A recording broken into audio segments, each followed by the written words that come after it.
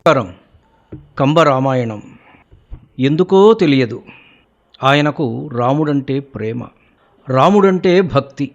కల్లాకపటం లేని నిష్కల్మష హృదయం కలవాడు గుహుడు. నిషాదరాజైన గుహుడు కనులలో ఎర్రజీరలతో నల్లటి నిగనిగలాడే కాటుకు వంటి దేహంతో, మెడలో రంగురంగు రాతిపూసల దండలతో నిలుచున్నాడు. ఆ దృఢకాయుడిని చూసి లక్ష్మణుడు అడిగాడు, ఎవరు నీవు, నీకేమి పని ఇక్కడ అని. నేను నిషాదుడను, నా వృత్తి వేట మరియు గంగ మీద పడవ నడుపుట. రామయ్యను చూసిపోదామని వచ్చాను అని బదులిచ్చాడు. గుహుడిని అక్కడే ఉండమని చెప్పి రామయ్య బస చేసిన పర్ణశాలలోనికి వెళ్ళి ఆయనకు విషయం తెలిపాడు లక్ష్మణుడు. వెంటనే లోనికి తీసుకురమ్మని ఆజ్ఞ ఇచ్చాడు రామచంద్రుడు. లక్ష్మణుని వెంట లోనికి వచ్చాడు గుహుడు. కనులకు విందుగా కమనీయగాత్రుడు, అరవింద దళాయతాక్షుడు రామచంద్రుడు కనిపించాడాయనకు. ఆ దర్శనంతో పులకించి ఒళ్ళు మరిచిపోయి కనురెప్ప వాల్చకుండా ఆయనను అలాగే చూస్తుండిపోయాడు గుహుడు. రామచంద్రుడికి నమస్కరించి నిలుచున్నాడు. పుట్టతేనెతో పాటు నదిలో లభ్యమయ్యే అమూల్య వస్తువులను ఆయనకు కానుకగా సమర్పించాడు గుహుడు. వలదని మృదువుగా తిరస్కరించాడు రాముడు.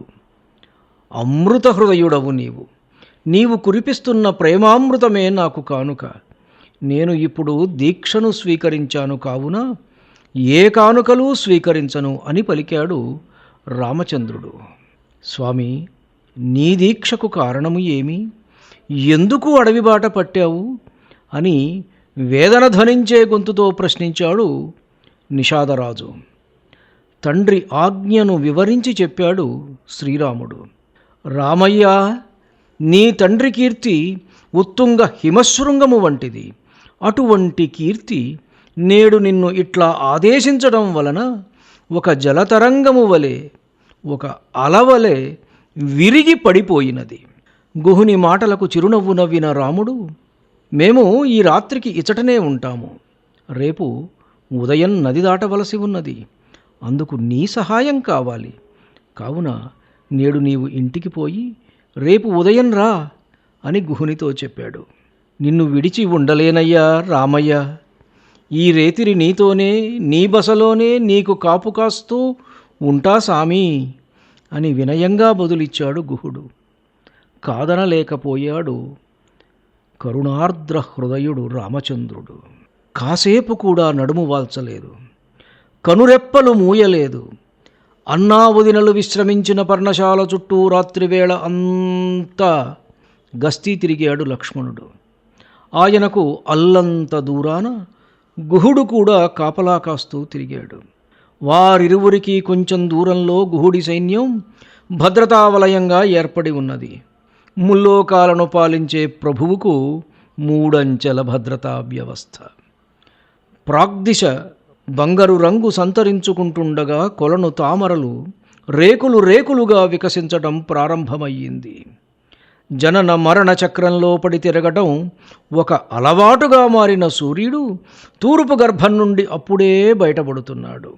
తెల్లవారక మునుపే నిదురలేచిన సీతారాములు తమ సంధ్యావందనాది కార్యక్రమాలు పూర్తి చేసుకుని తదుపరి ప్రయాణానికి సిద్ధమైనారు. గుహుడిని పిలిచిన రామయ్య తమను గంగ దాటించే ఏర్పాట్లు చూడమన్నాడు. కనులలో కన్నీటి గంగ ఉబికి ఉబికి రాగా అమాంతం రామయ్య పాదాల మీద వ్రాలాడు గుహుడు.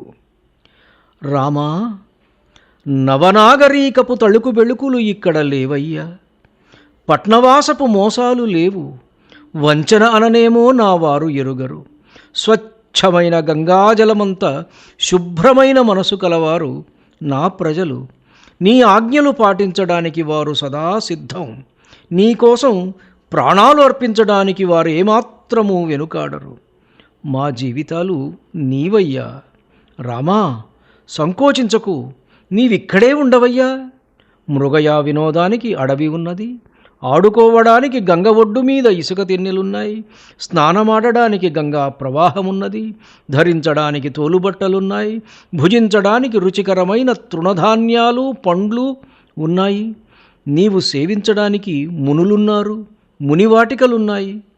రామా, నా కంఠంలో ప్రాణమున్నంత వరకు నిన్ను కంటికి రెప్పలా కాచుకుంటానయ్యా.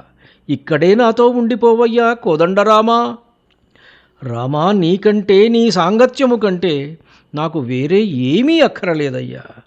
నీ వనవాసము ఈ వనాలలోనే పూర్తి చెయ్యి అని ప్రార్థిస్తున్న గుహుడిపై తన కరుణార్ద్ర దృక్కులు ప్రసరింపచేశాడు రామచంద్రుడు. ధన్యుడిని. నమస్కారం. మీ ఊటుకూరు జానకి రామారావు.